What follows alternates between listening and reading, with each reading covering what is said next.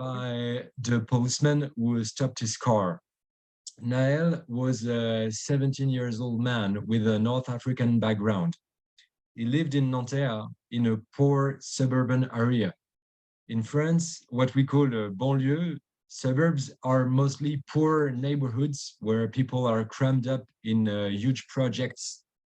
Nahel, he lived in one of the many projects of Nanterre, and he was killed by the police a few blocks away on that Tuesday morning while he was driving around with two friends. Why? Why do policemen behave like that? Is police violence usual or not in France? Why are the police so racist? What happened after his death? What are the consequences of the riots? To answer those questions, I will go back in time because I'm not sure everybody is familiar with the situation in France. But the death of this young man and what follows are deeply connected to the political context. So, as you surely know, Macron has been re-elected last year for his second term. He and his politics are widely rejected because he's seen as the president of the wealthy persons. During his first term, we had the Yellow Vest movement, a kind of popular movement against high fuel prices that burst apart from the trade unions. But we had also two long strikes of transportation workers.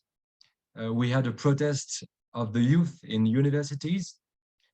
But despite the hatred Macron inspires, especially in the working class, many people voted for him on the second round of the elections to avoid his far-right opponent to come into power. Her name is Marine Le Pen. Marine Le Pen is the leader of an old far-right party, the National Front, which has been for a long time marginalized, but whose ideas and votes grow rapidly. Macron, he made Le Pen his major rival in order to provoke a kind of electoral reflex, not for him, but against the far right. I'm sure you know what I'm talking about. So he was elected, but without any real support among the population. As a consequence, he lost his majority in parliament just after having been elected president. His coalition has less than 250 representatives on 577. It means he cannot pass all the reform he wants. He needs either an alliance with other parties or to activate some institutional tools like a famous article of the Constitution called 49.3, which allows the Prime Minister to overstep the Parliament. Prime Minister Elizabeth Borne used this instrument a dozen times last year. So let's say that Macron's second term has started really badly. I would say that Macron's difficulties in parliament are mostly the results of the opposition he faces among the population for very good reasons: low wages, inflation, climate change, housing difficulties, bad working conditions, but sometimes also for bad reasons, because there are also a lot of silly conspiracy theories in France and xenophobia against migrants. But this year, the working class showed their opposition to Macron by marching on the streets during several months in order to defend their interests against a new reform of the pension system, which is public in France. Macron's plan was to make us work 2 more years. To make it short, this reform of the pensions was like a kind of challenge for Macron. He wanted to show the capitalists that he was able to lead a widely rejected reform, whatever the cost. And as a matter of fact, he did it. He passed his reform, but in a context of huge demonstrations that made his popularity even smaller. As Macron said himself, the strikes were too limited to force him to withdraw his bill. But still, the working class faced up with the government from January to June. Maybe the movement is a defeat for the working class because we will have to work 2 more years, but it's not a victory for Macron. After 3 months of regular demonstrations, which were massive and peaceful, but always well controlled by the trade union leadership, the anger grew and began to spill over. Macron answered by a brutal police violence. He sent new police squads against demonstrators, and he gave police full permission to restore order. I wouldn't say that his power lies on the police. France has not become a dictatorship, but the government needed the cops as much as it lost the little popular support it had. This is the context in which Nahel death took place. The policeman who killed him, he was a member of one of those new police squads who are now famous for the violence they committed against demonstrators. That cop, he had been honored by his hierarchy for his behavior against the Yellow Vest 5 years earlier. He was also a former member of a police unit which is so racist and violent that the leadership considered to dissolve it, but kept it despite numerous abuses. So the killing of this 17 years old young man at the bottom of a project in Nanterre was neither a coincidence nor the blunder of a single policeman. Such a murder would have been unthinkable in a rich neighborhood. You know it in the USA better than us. I think police violence against poor non-white people is a component of the capitalist society. For many reasons, the bourgeoisie and their repressive forces mistreats some parts of the working class. In France, migrants or people with a migration background are systematically controlled, arrested, beaten, or even killed by the police. We could say that around, more than 40 people were killed by the police for the 2 last years. The French police has a long colonial history of abuses and assassinations, for instance, against Algerian people. Nowadays, the police leaders and Macron tolerate racism and violence, especially as they need their troops in a turbulent political context. So Nahel's death is not an isolated case, rather another name among the long list of police murders. For example, just 2 weeks before Nahel was shot near Paris, a young migrant worker from West Africa named Al Hussein was killed in another town on his way to work. Police murders are usually covered and unpunished, but the shooting of Nahel was filmed. Maybe you know that 3 years ago, Macron tried to pass a law forbidding people to film the police. He was forced to move back because of the protest it created, but the point was to protect the police from legal charges in such a situation. The video of Nahel's murder went viral on social medias. It launched a huge revolt of poor young inhabitants of suburban projects. This is what the press and the government called riots. Of course, the term riots we use to describe what happened those days or those nights, this term is not neutral. We could also call it a revolt, but I'm not sure the word we use in French or in English is the main issue. Of course, the riots have a social and a political background. It's a kind of revolt of a fraction of the working class. But what the so-called rioters did was burning cars and buildings, attacking the police with fireworks, or looting shops. So let's call it a riot. It's not the first time either in France or in the rest of the world, that riots happened. I remember important riots in Los Angeles, for example, in 1965, I think, or 1992, and of course across the USA after George Floyd's murder in 2020. In France, the last time we saw such a thing was 2005, after the death of two young men who fled the police in a poor neighborhood, like the one where Nahel got shot.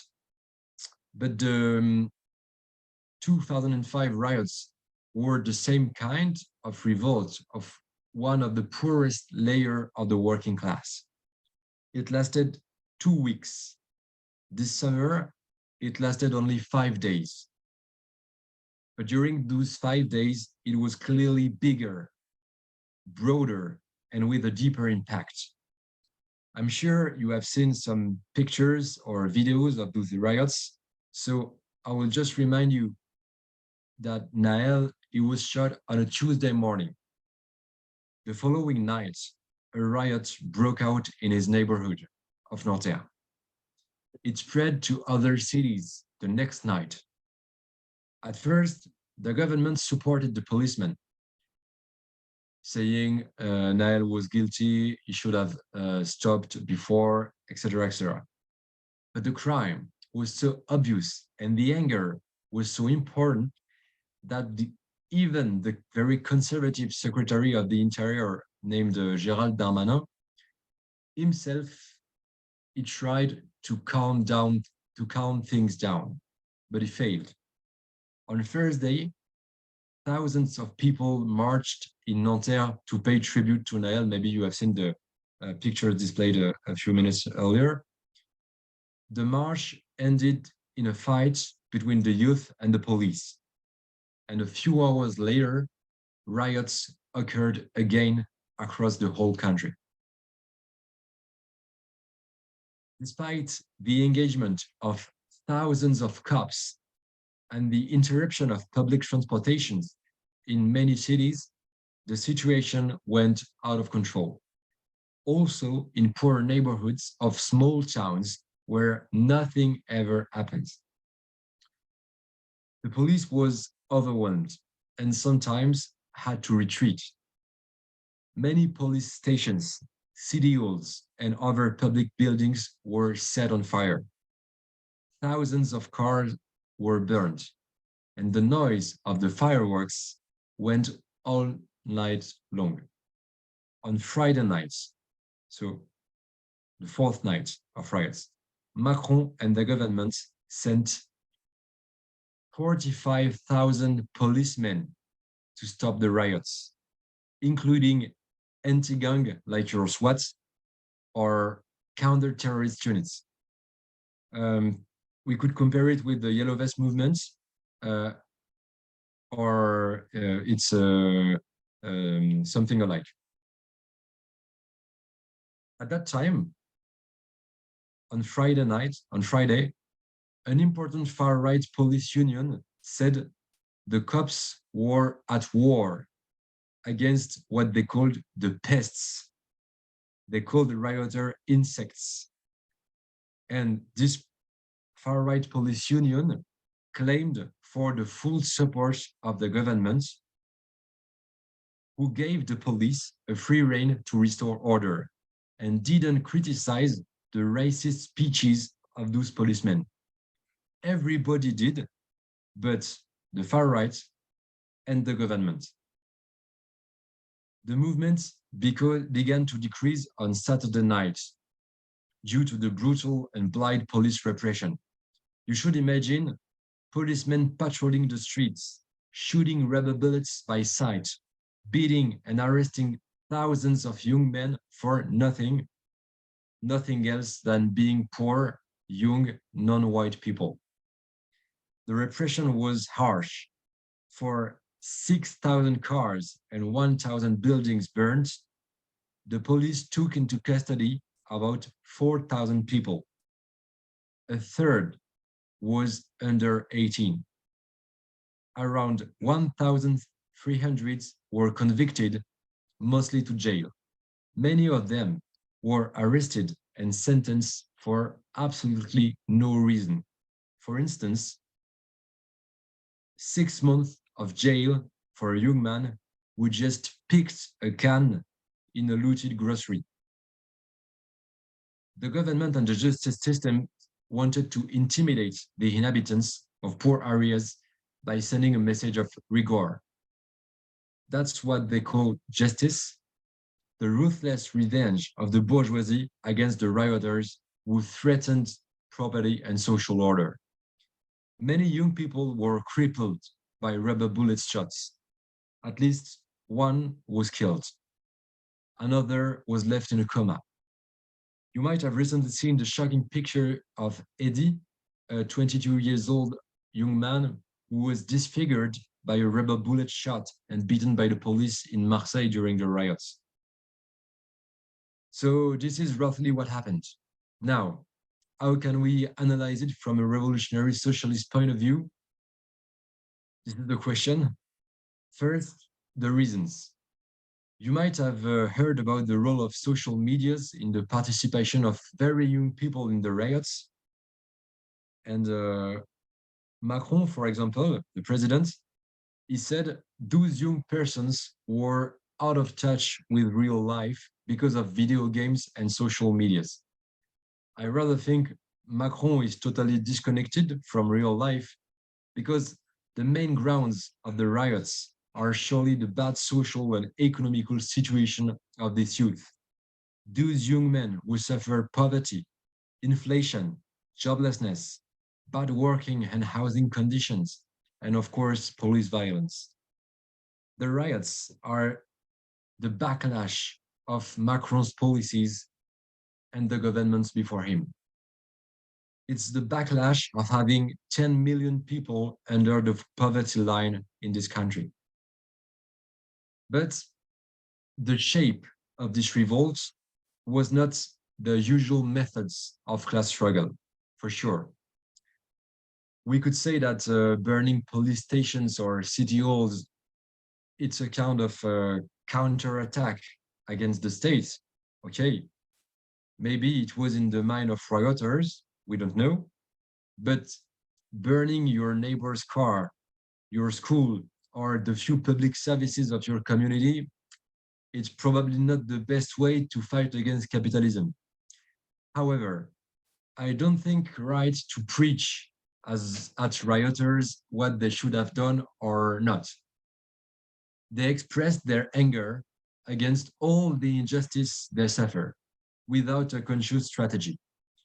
That's why I'm not sure we need to, let's say, to politicize their targets as if they were symbols of the capitalist society, except the police, of course. We could debate on that point. I think the most important thing is that these revolts, those riots, comes from a fraction of the working class. This last idea is certainly the most relevant aspect because the riots sometimes created a negative response among workers for different reasons. I will just say a word about the discussions our comrades had in their workplaces, because this was maybe the main ground on which we could do something as far left activists. As a matter of fact, it was quite impossible to talk with the young men who were burning cars or who were attacking the police by night. First, rioters had something else to do. They were busy. Then they were very careful and suspicious. Besides, what could we bring them? We have more revolutionary ideas than pyrotechnician skills. And they weren't really willing to talk. Even in Nanterre, for example, where we have activists, it was impossible to connect with them. To my knowledge, nobody succeeded, even the organizations that have an influence among these communities. So what's to be done in such a context? Maybe it's a good question for revolutionary activists. Should we participate to the riots? How? Should we rather bring some claims in a movement that has not? What could be those claims? Should we claim to defend the police, as some people did in the US 3 years ago? Should we claim for to disarm the police? Uh, I personally don't think so, because I don't think the capitalist state could have a good police, but we could debate that later. Um, for example, in 2017, the former president he passed a law that allows cops to open fire on drivers who don't obey.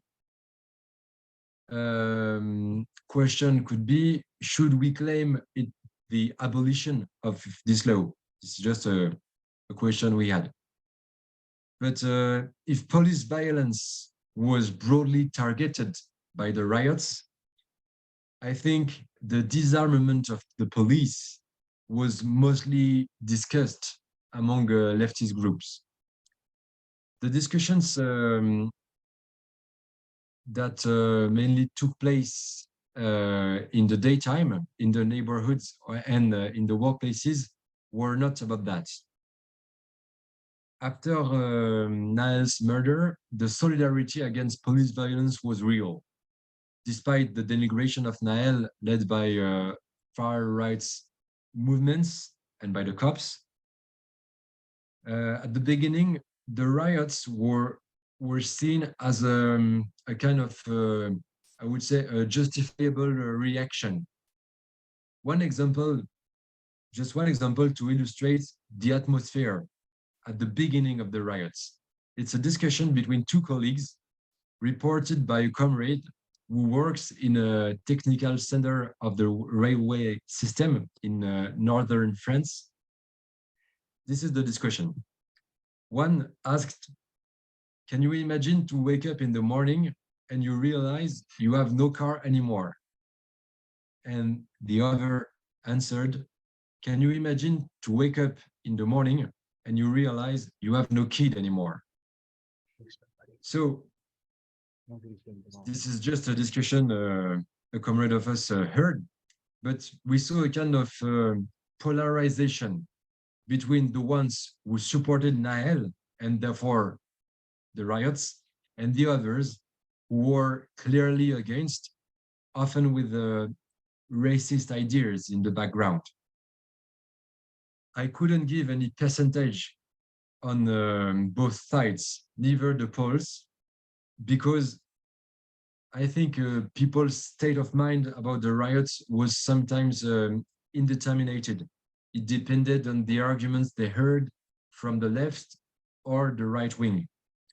Because far-right movements, they tried to describe the situation as the beginning of the civil war between races, the civil war they want. I'm sure you know this good ideas. While left movements like us supported the riots as a revolt against inequalities and injustice.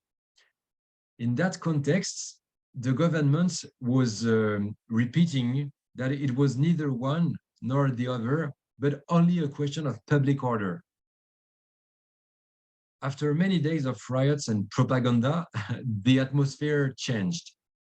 Even in the poor areas where people hate the police for very good reasons, people were, I would say, tired of the fights every night, and they also were worried about their own cars. So the riots ended 5 days after Nahel's murder, but they left traces. I'm not sure the working class is really divided between supporters and opponents of the police. But for sure, the riots launched a lot of debates in the working class. Did rioters attack the right targets?